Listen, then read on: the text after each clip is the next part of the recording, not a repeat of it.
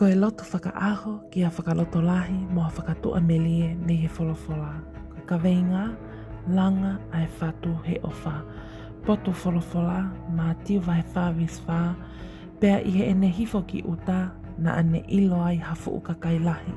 Pea na e langa hono whatu i he ofa ki a te kinau tolu. Pea ne whakamo ui e nau kau mahaki. Emeni, ke tau lotu.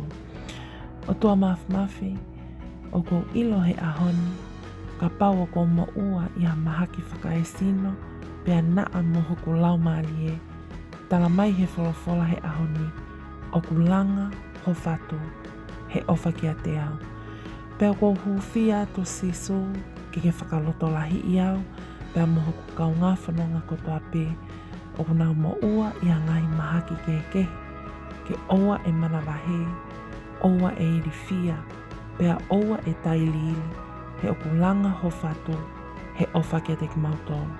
Iho ua whāpesi sukalaisi, koe hoku whakamo ui. Emeni. Whakamaloat ke te koe, o ke kau mai ke ta lotu ho fia he hoani. Taimi o ku tau to whanga i he whaingata a, pea moha mahaki whakaesino, whakalau maalie, o ku langa mau pē ai ofa ai eiki ke te tau tau. Pea o ku fia mauia ke tau nofo, mo tokanga, pea ave e tau moui ma ai eiki. Lotu mauai pē ke eiki whainga maalie kotoa pē. He o ku langa mau pē hono whatu, he ofa ke te tau tau hono kotoa.